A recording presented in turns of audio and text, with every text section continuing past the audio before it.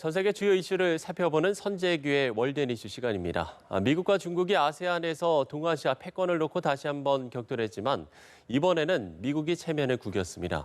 세계 총생산의 3분의 1을 차지하는 세계 최대 자유무역협정 RCEP의 협정문이 타결됐지만 미국은 애써 평가절하한 모습인데요. 관련 내용을 선재규 연합인포맥스 선임 기자와 알아보도록 하겠습니다. 선 기자 어서 오십시오. 네, 안녕하세요. 네.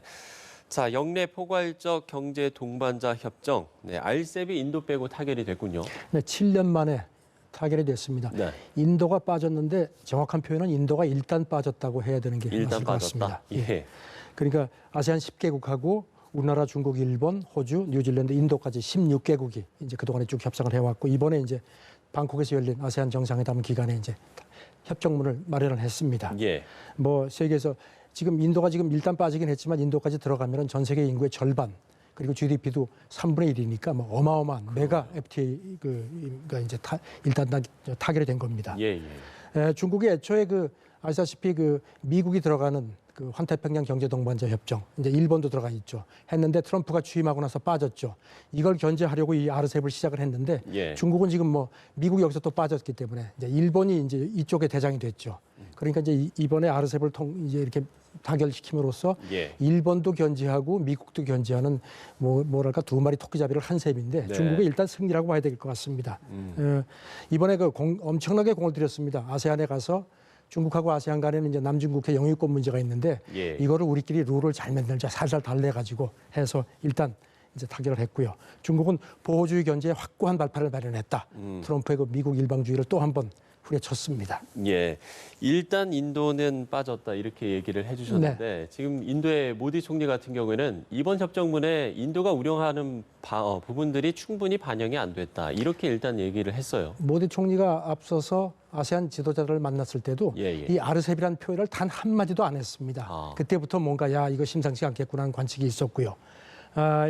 이제 협정문 타결된 거 발표되고 나서 모디 총리가 지금의 협정문이 우리의 우려가 충분히 반영되지 않았다.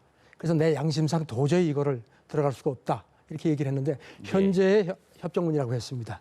그리고 이제 중국 쪽 관영 언론도 인도가 빠졌지만 인도 빠져도 아무 문제도 없다 강조하면서 일단 문은 열어놓겠다. 이제 내년에 이제 내년까지 이제 서명을 하려고 하는데 이제 그 사이에 또 협상이 아마 있지 않겠느냐는 관측들입니다. 예. 지금 로이터 통신은 인도가 막판에 굉장히 까다로운 조건을 제시를 했다.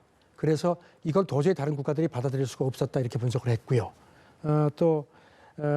그래서 일부 협상국들은 아마 중국 같은데 인도 빼고 가자 이제 그렇게 아마 제시를 했다는 겁니다. 그런데 아세안 쪽에서 인도를 꼭 넣어야 되겠다. 왜냐하면은 미국도 지금 빠져 있는 상태인데 중국이 워낙 막강하니까 예. 견제를 인도를 통해서 좀 견제를 하려는 이른바 바람막이를 좀 쓰려고 그런 계산을 했던 것 같습니다. 예. 이제 서두에서도 저희가 얘기를 했습니다만 일단 미국 입장에서는 상당히 달갑지 않은 상황일 텐데 애써 좀 평가절하를 하는 것 같습니다.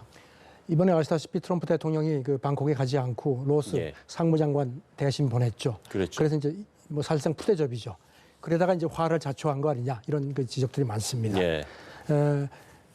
로스 상무장관이 이제 합의문 타결되고 나서 별거 아니다. 굉장히 낮은 수준의 협정이다. 이렇게 이제 평가절하를 했는데 불편한 기색이 역력합니다. 예. 미국 국무가 이 RCEP이 타결된 바로 당일에 보고서를 하나 급하게 냈습니다. 제목이 자유롭고 개방된 인도 태평양, 공유 비전의 증진이란 그런 제목인데요. 그러면서 미국이 인도 태평양 지역에 최우선으로 관여한다는 트럼프 대통령의 방침에 아무런 변화가 없다. 이렇게 강조를 했습니다. 폼페이오 국무장관도 이제 보고서 서문에서 인도 태평양하고 미국 간의 양대 교역 규모가 1년에 1조 9천억 달러 정도다. 그러니까 이렇게 엄청난 규모인데 서로 동등하게 가는 그런 원칙을 우리가 유지하겠다. 그러니까 이제 조금 좀 이제 뒤늦게 뭔가 좀 집안 단속을 하는 것 같은데 그러면서도 이 보고서에서 인도가 이번에 빠져서 그런지 전략적 파트너라고 아주 거듭 인도를 부각시켰습니다. 어찌됐든 지금 중국과 인도가 기싸움을 하는 모습인데 달러 패권 견제에는 또 한 목소리를 냈다고요. 네. 지금 아시다시피 인도, 러시아, 중국이 다 이제 브라질, 남아공하고 이제 브릭스 신흥대국 모임을 갖고 있죠. 그런데 지금 러시아하고 중국 언론이 일제히 보도하는 걸 보면은 지금 이제 스위프트라고 이 이제 달러 100 위주로 거래하는 국제 은행 간 통신협회라는 게 있고요. 이게 예, 예. 이제 이걸 여기 200여 개국에서 11,000개 금융기관이 가입돼 있고, 그래서 이제 여기를 통해서 이제 모든 결제가 이루어집니다. 국제 결제가 대부분의. 그러니까 이제 달러 패권이죠. 달러 예, 패권인데 그렇죠. 이제 이번에 중국하고 러시아, 인도가 이걸 우회하는 시스템을 만들기로 합의를 했다는 겁니다. 그리고 이제 중국하고 러시아는 이제 기존 그 결제 시스템이 있고요. 인도는 아직 개발 중인데 이제 이거를 러시아 중앙은행하고 연결시켜서 이제 세 나라가 공동으로 연결을 한다는 겁니다. 예. 그렇게 되는데 이제 중국 글로벌 타임스 이제 관영 매체가 아주 이걸 한껏 부각을 시켰습니다. 러시아는 풍부한 에너지가 있고 중국은 엄청난 시장이 있다. 그리고 인도는 엄청난 젊은 시장이 있다. 이 세 개가 합치면은 달러 해결을 깰 수 있는 마법의 공식이 된다. 예. 아주 강하게 강조를 했습니다. 예. 중국 쪽에서는 이제 이걸 통해서 또 위안화 국제화도 조금 좀 더 빠르게 추진할 수 있지 않나 그런 기대감도 보였습니다. 예. 이런 움직임을 좀 미국 내에서도 좀 우려하는 걸까요? 미국의 한 싱크탱크 회장이 미국의 리더십이 흔들리고 있다. 이렇게 지금 밝혔어요. 애틀랜틱 카운실이라고 미국 그 국제적 문제 전문으로 하는 유수의 싱크탱크입니다. 거기 예. 회장이 기고를 했는데 아주 트럼프 쪽을 아주 신랄하게 비판을 했습니다. 지금 미국의 리더십이 흔들리고 있다. 트럼프의 미국 그 우선주의 때문에 이런 일방적인 외교 그리고 이거에 따른 그 동맹 구축, 그 동맹 와해 때문에 중국하고 러시아가 엄청난 기회를 맞고 있다 이렇게 지적을 했습니다. 예, 그러면서 2차 대전 끝나고 나서 70년 동안 미국이 힘들게 이제 쌓아놓은 그 민주적 가치하고 서구적 제도 그리고 어떤 그런 동맹 구조가 이렇게 흔들리는 지정학적인 대지각 변동이 일어나고 있다고 지적을 했습니다. 지난달에 그 러시아 소치에서 그 푸틴 러시아 대통령이 참석해서 포럼이 있었는데 예. 거기 다녀온 조지타운 대학 교수도 비슷하게 지적을 했습니다. 그 포럼 메시지는 이제 서구는 몰락했다.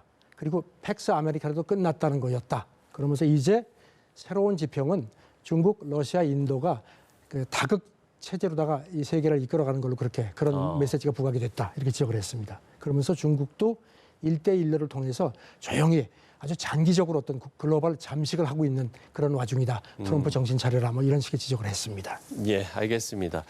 자, 마지막으로 우리 얘기도 좀 해보죠. 문재인 대통령이 아베 총리를 13개월 만에 만난 거죠? 네. 네.